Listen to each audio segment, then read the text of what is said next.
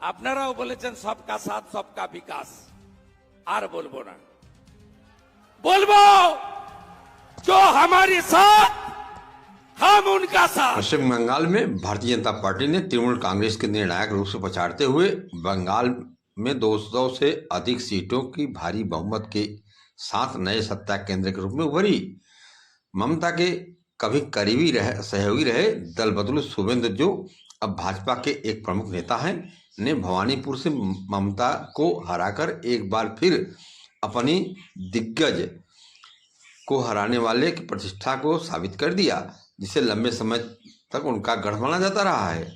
भवानीपुर की जीत का महत्व इसलिए भी बढ़ जाता है क्योंकि उन्होंने 2021 के विधानसभा चुनाव के दौरान नंदीग्राम में ममता बनर्जी को कड़ी टक्कर देते हुए उन पर विजय प्राप्त की थी और उन्हें 1900 वोट से हरा दिया था। 2021 में अधिकारी की जीत के बावजूद भाजपा को 294 सीटों में से केवल 77 सीटें ही मिली। हालांकि वह राज्य में पहली बार प्रमुख विपक्षी दल के रूप में उभरी थी, लेकिन इस बार भाजपा की जीत के पैमाने ने राजनीतिक परिदृश्य को नाटकीय रूप से बदल दिया है। भगवा पार्टी की अब मजबूत स्थिति में होने के साथ सबकी निगाहें इस बात पर टिकी हैं कि क्या वह बंगाल में अपना प्रमुख नेता और चेहरे को मुख्यमंत्री पद सौंपकर पुरस्कृत करेगी। नमस्कार, न्यूज डायरी अपडेट चैनल में आपका स्वागत है। मैं हूं राकेश त्रिपाठी। अब आपको आगे ले चल रहे हैं विस्तृत खबर की तरफ। आगे आप देखें और कयास लगाएं। हालांकि आज शाम को विधायक दल की बैठक होगी जिसमें निर्णय कर लिया जाएगा कि मुख्यमंत्री कौन होगा, लेकिन मुख्यमंत्री की रेस में आगे सबसे आगे कौन है, किसका नाम है, मैं आपको आगे बताने जा रहा हूं।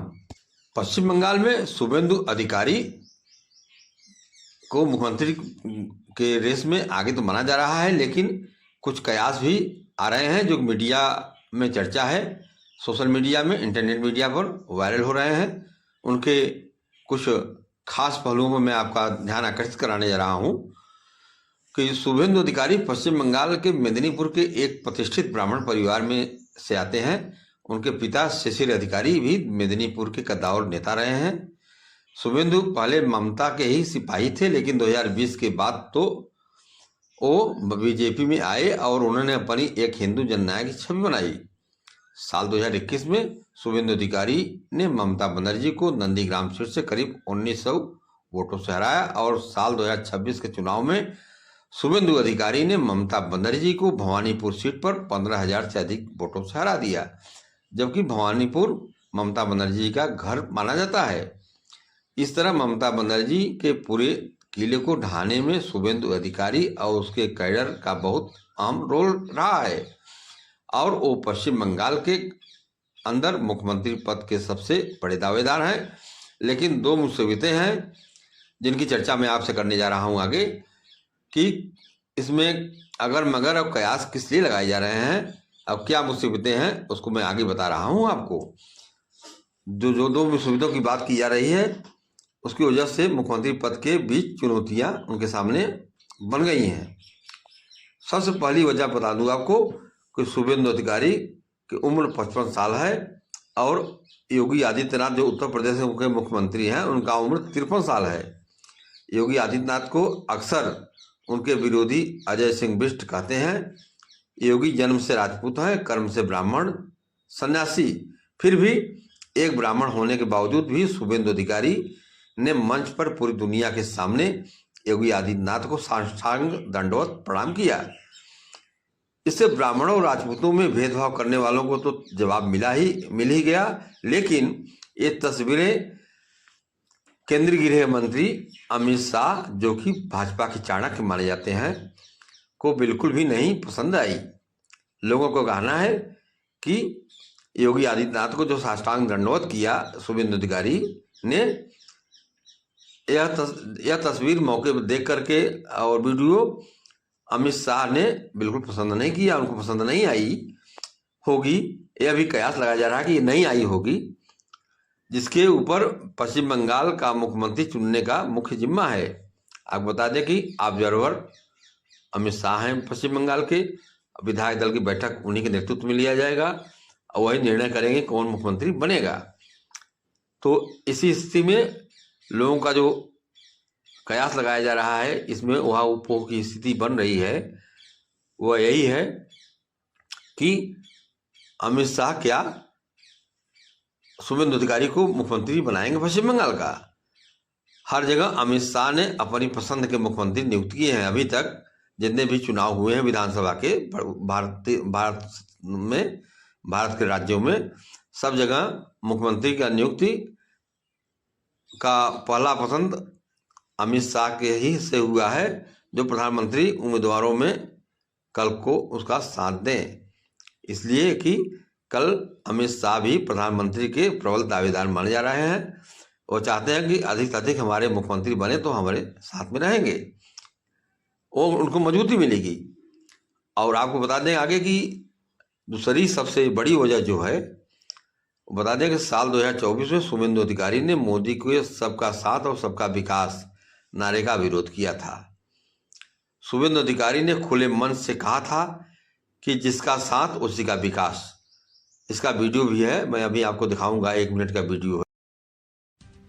আর বলবো আমিও বলেছি রাষ্ট্রবাদী মুসলিম, আপনারাও বলেছেন সবকা সাথ সবকা বিকাশ। আর বলবো না, বলবো जो हमारे साथ हम उनका साथ, जो हमारे साथ जो हमारे साथ जो हमारे साथ हम उनका साथ, सबका साथ सबका विकास। बंद करो नो नीड संख्यालघु मोर्चा। शुभेंदु अधिकारी का उन्होंने कहा कि जिसका साथ उसका विकास, जबकि प्रधानमंत्री नरेंद्र मोदी का नारा है कि सबका साथ सबका विकास। ये सीधे मुस्लिम तुष्टीकरण करने वाले नरेंद्र मोदी को एक खुली चुनौती की तरह ही माना जा रहा था। आजकल उनका ये बयान बहुत ज़्यादा वायरल हो रहा है। जब से नारा प्रधानमंत्री मोदी ने दिया तो सबसे पहले इसका विरोध पूज्य आचार्य श्री धर्मेंद्र जी महाराज ने यह कहकर किया था कि सांप बिच्छुओं का साथ और सांप बिच्छुओं का विकास, ये नारा गलत है। नारा ये होना चाहिए देशभक्तों का साथ देशभक्तों का विकास। उनका एक वो राष्ट्र संत हैं वो आचार्य धर्मेंद्र, तो उनका कहने का नजरिया आया था कि जो राष्ट्रभक्त हो उसी का विकास हो, उसी का काम हो। लेकिन नरेंद्र मोदी प्रधानमंत्री हैं, पूरे भारतवर्ष के प्रधानमंत्री हैं और पूरी जनता के प्रधानमंत्री हैं, इसलिए वो भेदभाव नहीं करते। सरकारी योजनाओं का लाभ जितना हिंदू को मिल रहा है उतना मुसलमान को भी मिल रहा है। जबकि प्रधानमंत्री नरेंद्र मोदी को मालूम है कि उनको गाली भी मिलती है। अनुसूचित जात अनुसूचित जनजात के लोग भी बहुसंख्यक लोग हैं ऐसे जो उनको गाली देते हैं, लेकिन सबसे ज़्यादा उनका विकास कर रहे हैं, क्योंकि वह भारतवर्ष के प्रधानमंत्री हैं। अपने कर्तव्य का निर्वहन वो अच्छी तरह से कर रहे हैं। अब यह देखते हैं कि आगे क्या होता है। आगे आपको यह निम्नलिखित लोग भी मुख्यमंत्री के पद के उम्मीदवार हो सकते हैं, जो चर्चा आ रहा है मीडिया में और सोशल मीडिया पर। उसमें कुछ और नामों की चर्चा आ रहा है, जिससे दिलीप घोष, सुकांत मजूमदार, ये वहाँ के भारतीय जनता पार्टी के अध्यक्ष हैं बंगाल के, सुमित भट्टाचार्य, ये 3 तो वरिष्ठ नेताओं का नाम है वहाँ पर पश्चिम बंगाल में, और 2 महिलाओं का नाम भी आ रहा है। आगे आपको बता दें, अग्निमित्रा पाल, यह भारतीय जनता पार्टी की विधायक बनी है, बहुत बड़ी ज़्यादा वोटों से जीती है यह, और ये अभी पहले दूसरी पार्टी में थी, भाजपा में आई है कुछ वर्ष पहले। और दूसरा नाम है रूपा गांगुली, जो कि भाजपा की ये भी विधायक है। तो अब देखते हैं कि आगे क्या होता है। अभी आज 8 मई है, शाम तक का वक्त है और इंतजार करना पड़ेगा। तब तक मैं अगला वीडियो आपको डालूंगा। इसके पहले मैं अपना यह वीडियो आप सामने प्रस्तुत कर रहा हूं कि देखिए क्या चल रहा है। पार्टी के मालिक तो नरेंद्र मोदी और शाह हैं, भारतीय जनता पार्टी के मेन संरक्षक गार्जियन नरेंद्र मोदी और अमित शाह हैं। जो तय करेंगे वही सब मान लेंगे। लेकिन हिंदुत्ववादी ताकतें इस वक्त शुभेंदु अधिकारी के साथ ज़्यादा खड़ी नजर आ रहे हैं, क्योंकि वो खुलकर कह चुके हैं कि उनको एक वर्ग का वोट नहीं दिया, एक वर्ग ने वोट नहीं दिया तो वो दूसरे वर्ग के लिए ही काम करेंगे। यह साफ साफ उन्होंने खुली तौर पर कह दिया। आपको बता दें कि आपको याद होगा वर्ष 2017 में जब चुनाव था विधानसभा का उत्तर प्रदेश का, बहुत भारी जीत मिली थी उत्तर प्रदेश में भारतीय जनता पार्टी को, और मुख्यमंत्री का चेहरा उसमें कोई नहीं था।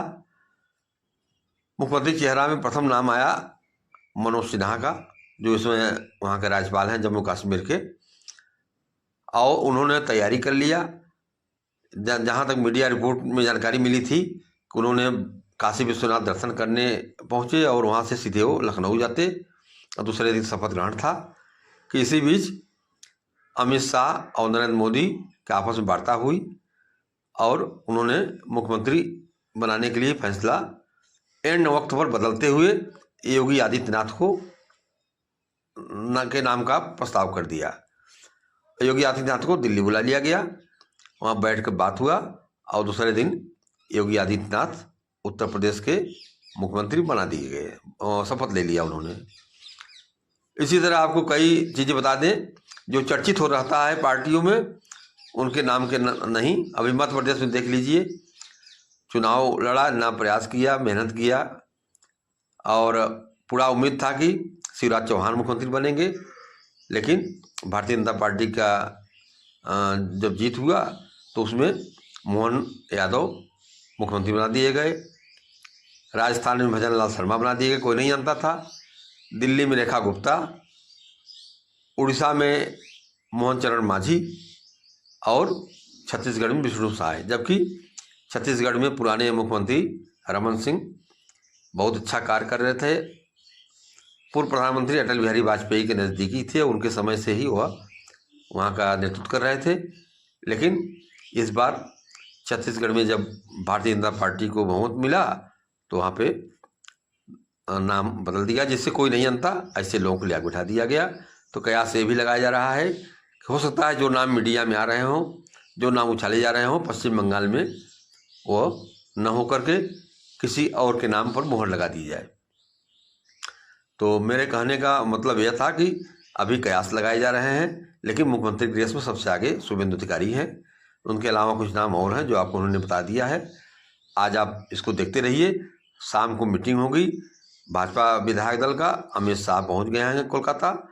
उसके बाद निर्णय क्या होता है तो अगले वीडियो में मैं आपको बताऊंगा। तब तक चैनल को लाइक करें, सब्सक्राइब करें, अपना सुझाव भी अवश्य दें हमको, और नमस्कार।